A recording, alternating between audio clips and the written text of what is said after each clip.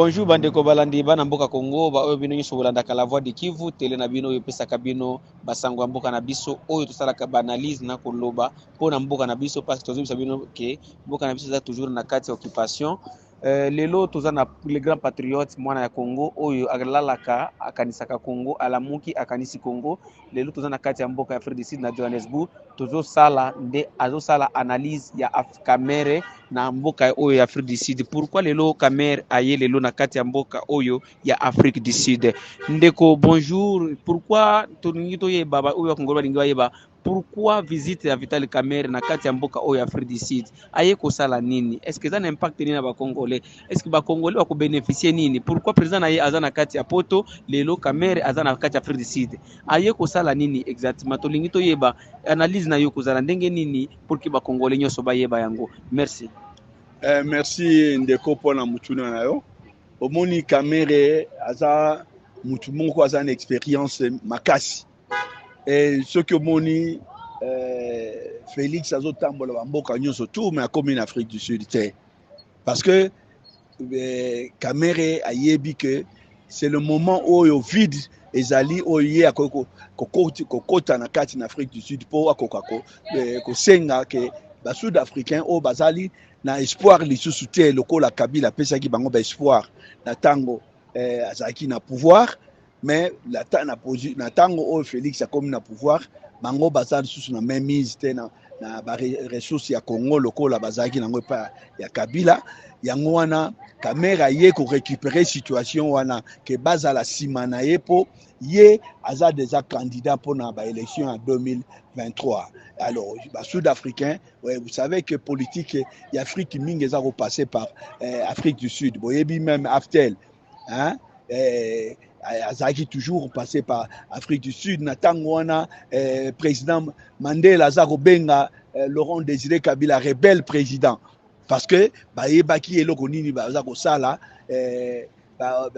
américain union surtout en Afrique du Sud pour na kolobake Afrique du Sud il faut pas soutenir Aftel na rébellion na bango et c'est pour cette raison Kamera yebi force l'Afrique du Sud na niveau l'Afrique awa ndenge nini mais extérieur et ezako tambola payer le ko azaki soutenir Bobo Sanateke Kamere azaki na monté makasi na 2000 après élection en 2011 ni tete entrave azwaki na États-Unis na ba Congolais oyo bazaki kuda na salle oyo bazaki na Herman Cohen oyo présentaki Kamere pa na ba américain comme étant candidat potentiel na bango mais bandeko Congolais oyo bazaki kuna basalaki tout possible et puis ezalaki coup dur pour na Kamere. Alors yango wana azongi na niveau na Afrique du Sud que Afrique du Sud bakoka ko soutenir rien et puis le gouvernement oyo ya Félix baza kosala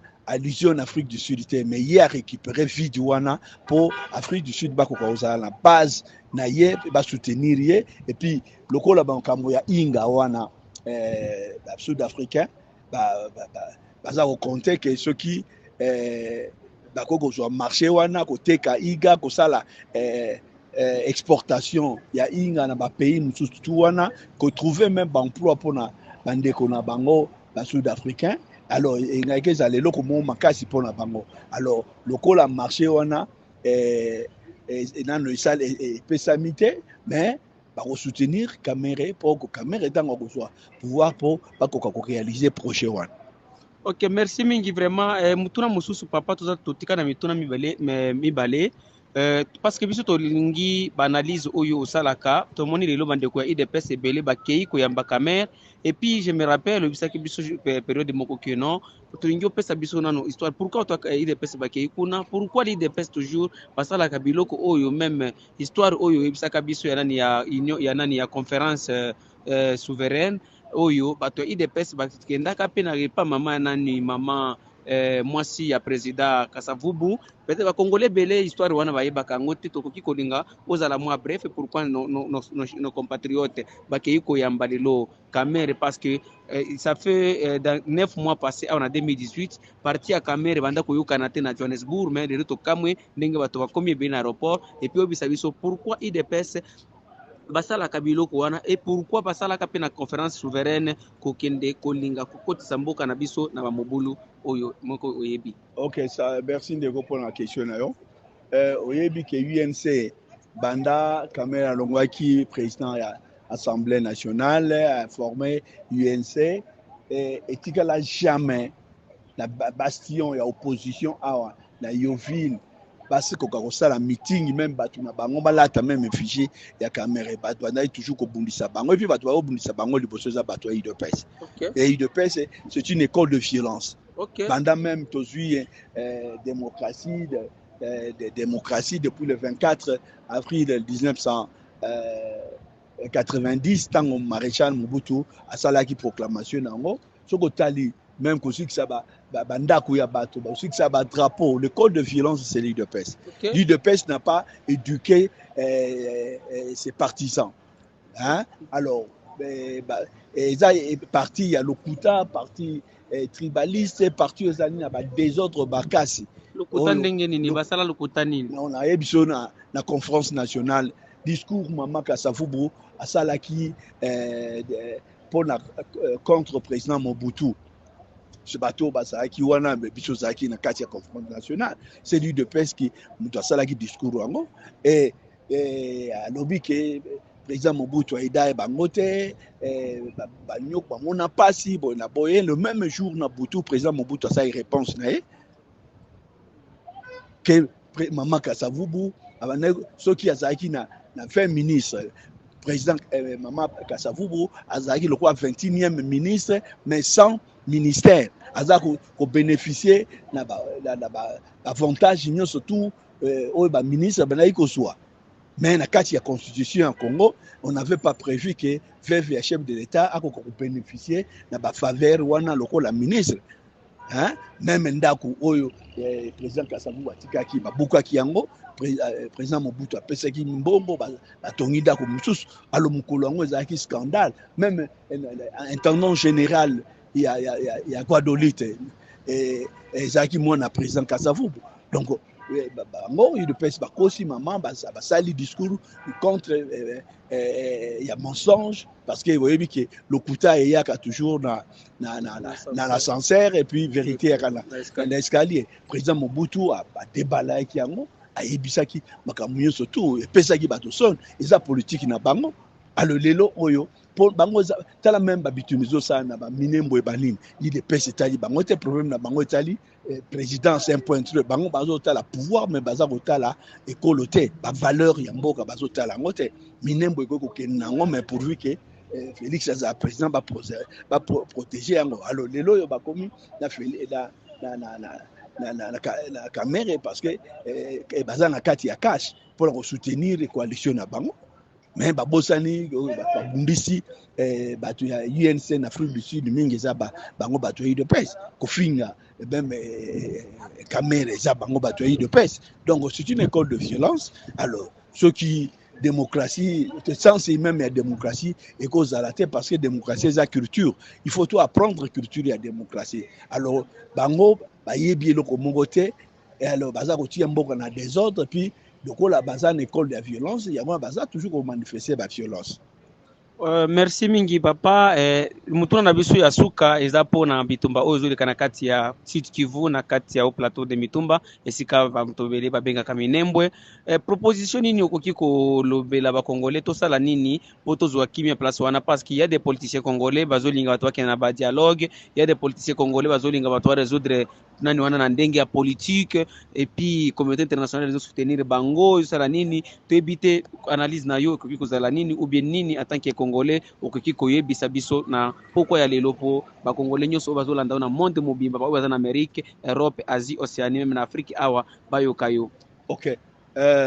Merci ndeko Rémi pour na mutuna na yo. Congo tobana parce que na lobaka toujours celui qui connaît la chose on leur origine on a la meilleure connaissance. Soko yebi masolo ndenge za koleka na litina na yango na source na yango okoyeba makambo nyonso wana facilement. Congo avant 1885 na partage salamaki na conférence de Berlin Congo ezalaki terrain vide te oyo bakendeki kozwa batu par-ci par-là pour ba constituer pays. Congo ezali addition de terre. Batu nyonso oyo bazalaki na kati ya superficie oyo roi Léopold azwaki bazalaki bato oyo babandaki kovanda wana avant 1885. Donc mututu azalaki avant 1885 à faire partie na mboka oyo babengi yango Congo. C'est-à-dire mutu nyonso tu azali na Congo azali héritier, azali prince po azali na mabele na ye, azali esclave te. C'est l'esclave oyo azaka na mabele te. Donc Congo ezali addition de terre. Alors Banyarwanda bango bazali na terre te. Bayaki et ba congolais pour na hospitalité na bango ba pesi bango mabele bavanda. C'est comme ba humain. Donc apesa ngo mabele bavanda mais mabele za ya bango te. Mais partout au monde, lelo oyo na système que non ba pesi yo nationalité. Yebisanga mutu ba pesi nationalité ba pesa ka mabele. Non. Même en Afrique du Sud, même en Afrique du Sud, tu as batu mingi bazana la ID il y a bleu, hein, il y a vert, mais bazana mabelete. Mais bango bazana même origine que batuana bazaki ba réfugié na hospitalité à Congo ba pesi bango mabele bavanda mais bakoko se transformer te que bakoma ba congolais ba pesa bango mabele parce que mabele bango bako pesa ya nani. Ceux qui congolais et les politiciens congolais oyo alingi kopesa Banyarwanda wana mabele apesa ye na pas na bango, hein, parce que mututu na Congo azali na portion ya mabele oyo ya bakoko na ye batika. Même na hymne national ya Congo ezanini toko protéger sol wana toko remplir yango, mais tous à l'égoïste parce que même après 100 ans ba congolais o mususu ba koya ba descendant na biso mboka neza mboka na bango toko ko céder en côté biso toko ko décider sur génération future te parce que bango baza na ba réalité na bango oyo ba kokuta toko ko silisa te lokola ba sisi ba réserve nyonso tout ba biloko nyonso tout oyo to bosani ezali manque ya politique prévisionnelle, hein. Ba génération bakoya bosilisi biloko nyonso bosilisi mabele bosilisi ba richesse ba mboka lokola ba Inde bazaki na ba minéraux za kasusu te. Afrique du Sud azaki pe na ba or ba nini ba biloko esilaka parce que c'est naturel, hein, na ba changement écologique et climatique et qu'on changer mais ba biloko mususu ba matière obino momoni yango le toza nango peut-être ko zala te, on ne sait pas, mais parce que c'est et changement climatique et qu'on peut changer ba biloko. Alors minembwe ezali pona ba autochtone pona ba congolais mutu moko azali na droit ya kopesa yango batu mususu te banyamulenge te parce que même bana o bazali wana après 100 ans 1000 ans bakoya mboka na bango ezali wana na ba lignée na bango Lubero azotia ba chef coutumier azo implanter ba et ça le marat et chef coutumier ezali loko lié na sang lié na mabele on devient pas chef coutumier. Chef coutumier, on est un chef coutumier. Même ceux qui, Jésus-Christ, en tant que chrétien, dans la botamaki, et ça zagi, à botamaki, mukolote à botamaki, moi na muke, mais zagi déjà, nzambe parce que ba marche, ba kene ko lukaye, pour ba monaki déjà que azambu konzi. Ok. Alors, chef coutumier, mais chef coutumier, que non, même la filière, ceux qui bozaki, prince, beaucoup de pouvoir, il y a chef coutumier. Parce que sur le lot au Congo, ministre, il y a décentralisation, mais c'est reste Robert Magno, Yende, a commis un côté chef coutumier, Bandaïda Karojo, Barafali Magno. Ça, c'est l'incompétence.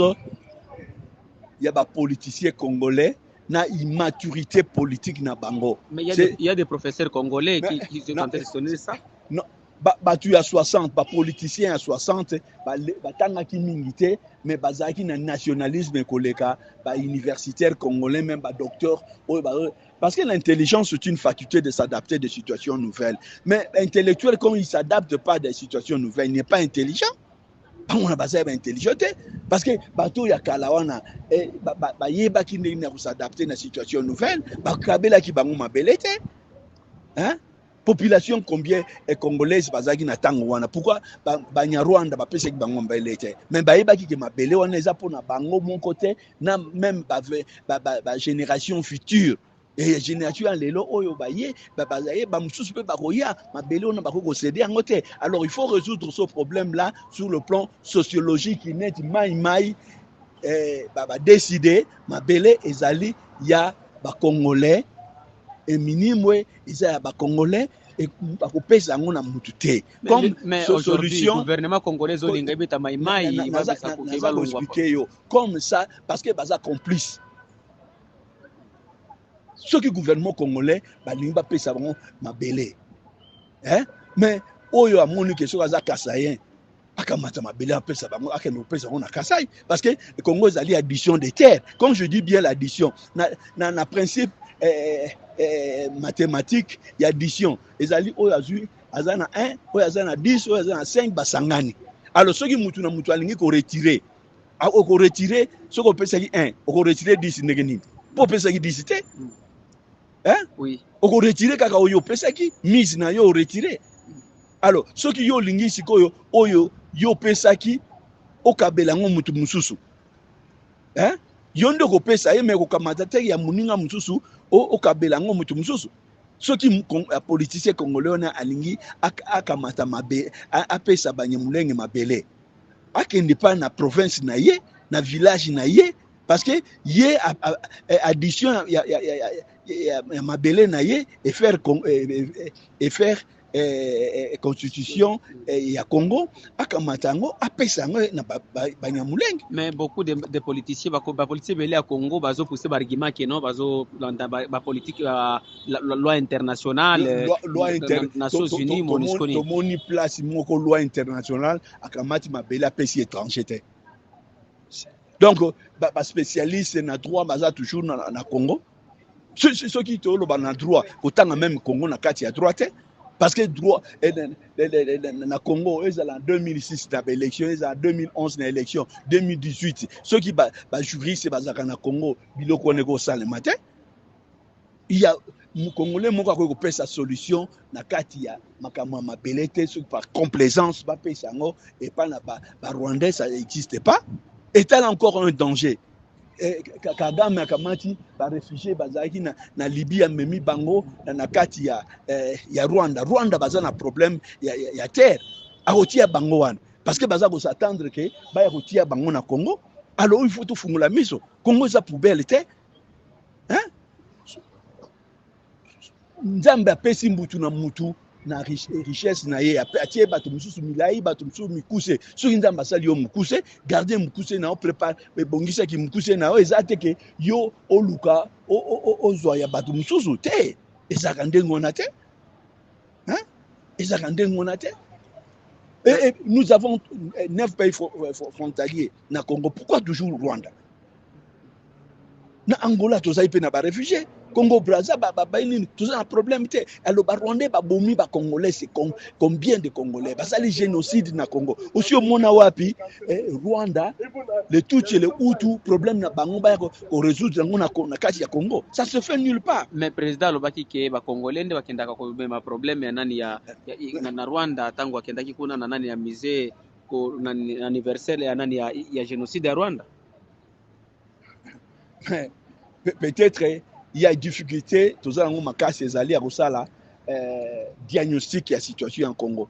Il y a ba mususu bazui ba fonctionne en Congo ba yebi même pas kosala diagnostic vrai diagnostic ya situation politique ya Congo.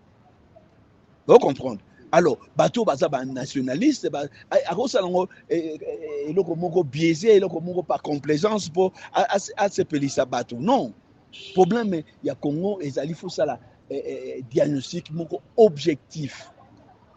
Hein? Couper ça objectif sans sentiment au plaire nan. Congo, c'est une mère patrie. Alors que ça complaisance, c'est ce qui va dire maman nous est malade, tu peux pas faire complaisance, donc il y a ça kakaboye et tout ça à kobika, mais okufa. Il y a qu'une seule mère, bazakami balete. Et tout ça na mabele moko kaka Congo wana, tout ça mabele mususu te. Bon, question na biso ya suka eza po na actualité politique oyo ezoleka pe na semaine oyo na Congo ndenge na Kolwezi batumbi effigie ya président de la République en exercice M. Félix Tshisekedi Tshilombo. Tomonaki ba jeune moko balataki banani ya PPRD batumbi yango et puis toyebi ke PPRD na IDPS baza na kati ya PPRD FCC na Kash baza na kati ya coalition. Sikoyo yo en tant que psychologue parce que na yebi yo oza grand psychologue en tant qu'un psychologue nini ozokanisa po na efe wana ya kotumba effigie ya président de la République oyo aza en exercice. Na anglais balobia, what you sow is what you reap. Et en français, oyo koneza oyo kobuka. Depuis la genèse il y a parti politique à Congo parce que je fais la politique participative na Congo depuis 90. L'école des violences, c'est l'UDPS. Adisi kisa bandako ya batu, abeta batu, abebisa biloko ya batu, pona ba opinion politique ya batu. Il faut donc UDPS, il n'y a pas de démocratie, c'est la dictature. Et yango moni même ba continue à pouvoir, il se comporte toujours dans le même comportement. Ba ben yango des formations professionnelles. Oza une opposition, au commune à pouvoir, ozo se comporter kaka neti oza ki na opposition. Ozo comprendre. Donc il bazo changer parce que on a tout perdu le temps. Ba éduquer bango sur la démocratie, ba éduquer bango plus sur la violence. Ozo comprendre. Bango batu bafinga même président. Ceux qui Congolais balelo ba comment bafinga ba autorité, c'est lui de presse qui a instruit. Bafinga président Mobutu combien de fois? Même président Mobutu qui disait bakombo bandeke nyonso tout et sili na mutu na ngai. Ba pesa yi bakombo. Même ba collaborateur na ba bebisa ba biloko na bango ba panza ba biloko na bango ba drapeau tolo bate et de pesa za modalité. Pourriture, il y a parti politique, il y a Congo, celui de PES. Et tu n'as jamais conduit mon conduit, mais les autres, comme moi, comme donneur de leçons, il faut qu'on respecte mon conduit, il faut qu'on soit la bonne. Mais Bango, respectant ni président Mobutu, ni Laurent Désiré Kabila, ni Joseph Kabila. Oyo akendeke toujours na guerre contre bango ko finga ka bango ko vilipender bango tongo midi pourquoi c'est bango mais si ko tango ekomi na mutu na bango yi de pes ba komi au don il faut qu'on respecte le chef il faut que ça la boyer il faut que ça la boyer ba ko pesa batu ba monaki ba observer ki ndenge bango bandai ko traiter ba président nyonso tout ba leka na Congo. Et c'est les lots bango baza ko luka sikoyo non il faut respecter mon conduit il faut bosala bon même batu oyo ba finga ba conduit o ba viliponder ba conduit o ba kosela ba conduit makambo c'est bango omoni sikoyo et loko yo olinga kité et je me rappelle bien un député béninois ayaki na Congo na tango président Mobutu alobi et pas na biso za na daje ceux qui moninga za na pouvoir ko finga kaité. Parce que Moukolio, comme on a pouvoir, mais voilà, ça verre. Et ça verrait que si tu as eu de pèse, tu peux finir, comme il qui ça peut effigie, le quoi il y a bandai ko sala. Mais si tu as comme il bon en mabe, mais tout il y a ba parti où on a ça qui est le côté. Bango il faut ba endosser ba responsabilité na bango parce que bango baza ba semer, il y a trouble, il y a violence. Ça c'est une école de violence, moi je vous l'ai dit. Na ebisio que na pouvoir il y a président Mobutu directoire il y a un père et ça je me rappelle et ça na côté il y a Victoire Rwanda bato basiki ça qui yango banani c'est bato de peste bato basiki ça directoire il y a un père et ça qui banani et ça qui selon moi na Kibasa bato bazikisa ki yango ba commandité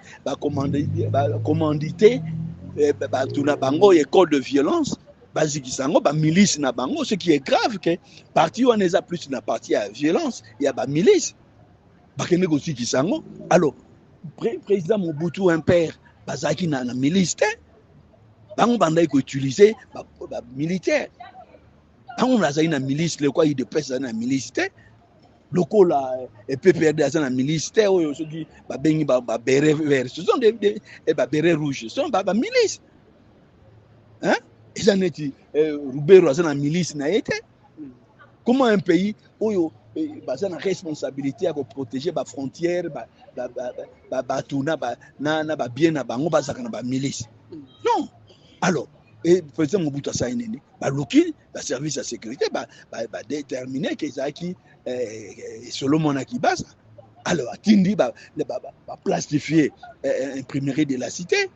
Bakei na ndako ya Kibasa babeti soki mwana ndeko na ye moko akufaki, hein, et banda tango impère akomaki kozongisa pas impère mais président Mobutu banda kozongisa violence sur violence, ba continue aki lisusu te, nous le savons na yebi yango te parce que tolingi na biso koloba te.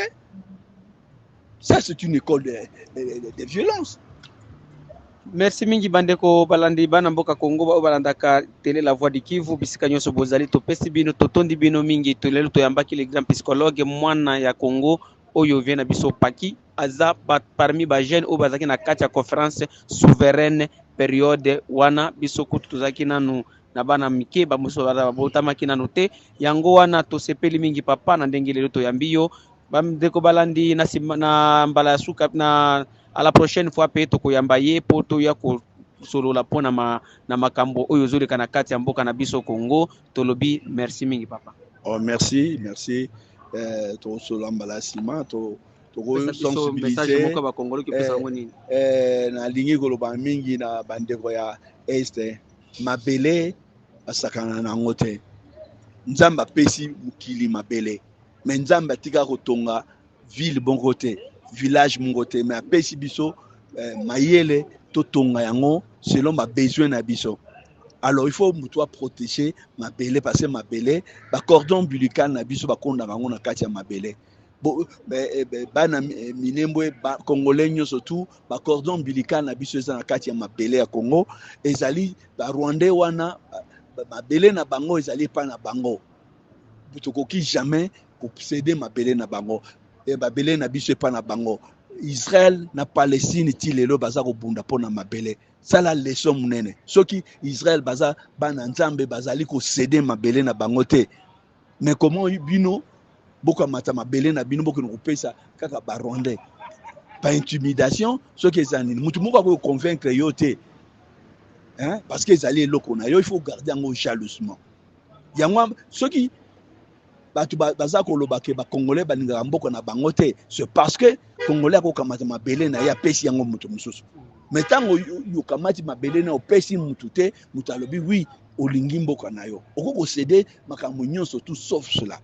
Yango moni na monde entier, même na makambo ya immigration, makambo ya ba réfugiés, ba pesa ka mutu mabele te, ba ko pesa o mukanda o vendre pa na bango, mais jamais ba ko pesa o mabele. Même ceux qui sont devenus français et américains, même en Afrique du Sud, bao bazwa ID bleu vert nani yango akoma Zulu nani yango akoma Kosa mutu moko asate parce que mabele ba pesa kango mutu te bako pesa yo nationalité mais sikoyo village no eza wapi vous comprenez okomi sud africain mais yebisa biso village no eza nini tribu no eza nini parce que na kati ya mukanda kuna baza ko koma on m'a fait Afrique du Sud zo lakisa biso ndenge nini mutu akoki ko respecter mboka na ye basaka na kate na mukambo ya mukanda basaka na kate na mukanda ya mabele.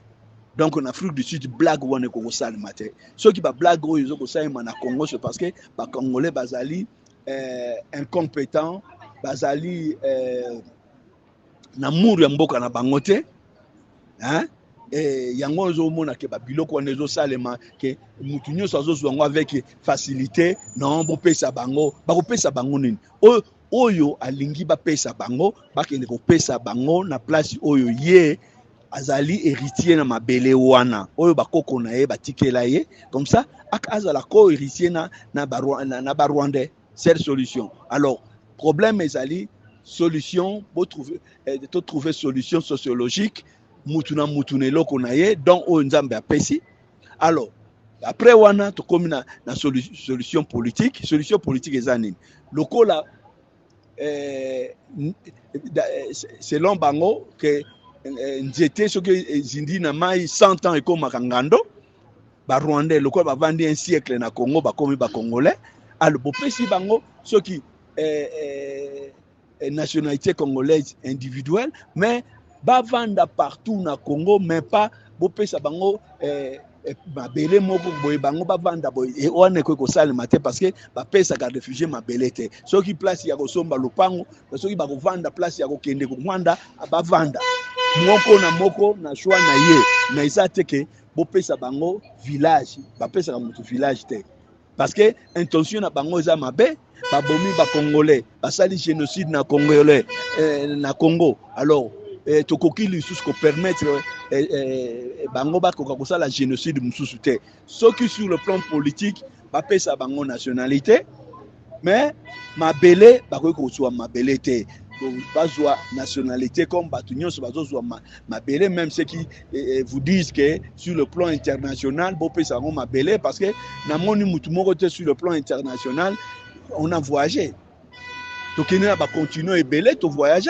mais tout monde a te place nini bapesa mutu mabele bapesaka jamais étranger mabele ezali ya bakoko mabele ezali ya bakoko koko na bango eza nani oyo atikelaki bango mabele wana parce que biso tout toza na bakoko na biso batikela biso mabele wana ya bango ezalaki nani o comprendre. Alors bakozwa ceux qui nationalité bakozwa nationalité mais pas mabele. Dialogue na bango boluka dialogue sur le plan politique pona kopesa bango nationalité mais pona problème ya mabele bobosa na yango mabele ya Congo ceux qui bolingi balkaniser Congo parce que c'est comme si on a un Gorbatchev congolais ou aye pona ko balkaniser Congo. C'est dans ce sens ceux qui vont balkaniser Congo mais pas bopesa mutu mabele. Même ceux qui ba Congo ko za balkaniser même bat mutu na mutu akozonga na position initiale na ye na ndenge koko na atikaki ye. Vous comprenez?